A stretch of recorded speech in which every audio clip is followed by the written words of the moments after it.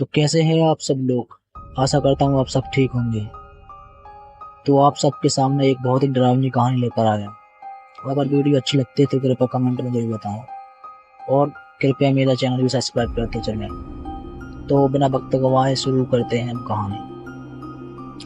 अंधेरी रात थी, चारों ओर घना सन्नाटा पसरा हुआ था। एक पुराना वीरान मकान गांव के किनारे खड़ा था, जिसे लोग भूतिया कहते थे।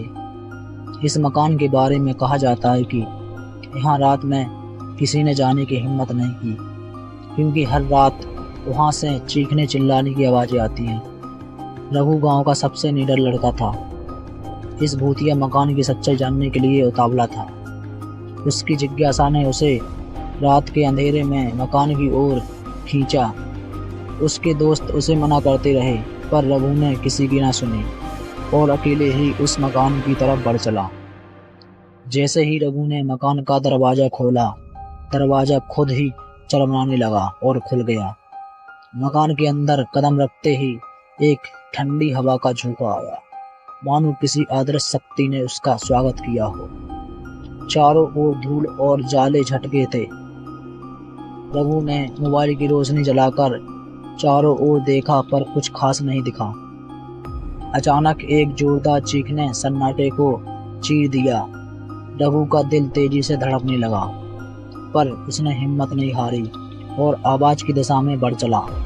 जैसे ही वह मकान के बीच वाले कमरे में पहुंचा, उसकी नज़र एक पुराने झूले पर पड़ी, जो खुद व खुद हिल रहा था। तभी कमरे के कोने में एक छाया दिखी। रघु ने रोशनी डालकर देखा, पर वहां कोई नहीं था। तभी एक बार फिर से चीख गूंजी, इस बार और भी पास से। रघु का गला सूखने लगा। अचानक उसके कंधों पर किसी ने हाथ रखा। उसने पलटकर देखा तो वहां कोई नहीं था। उसकी सांसें थम गई। तभी एक औरत की डरावनी आकृति उसके सामने प्रकट हुई। उसके चेहरे पर भयानक चीखों का आतंक था। रघु अब और नहीं सह पाया। वो चीखता हुआ बाहर की ओर भागा। पीछे से वही चीखें और तेजी से होती चली गईं। जब वह मकान के बाहर पहुंचा तो उसे अपने दोस्त की आवाज़ें सुनाई दी, जो उसे ढूंढते हुए वहां तक आ गए थे। रघु ने उन्हें सारी बात बताई और फिर किसी ने उस मकान की ओर मुड़कर नहीं देखा। गांव में आज भी लोग कहते हैं कि उस मकान में किसी आत्मा का वास है और हर रात वहां से चीखें सुनाई देती हैं।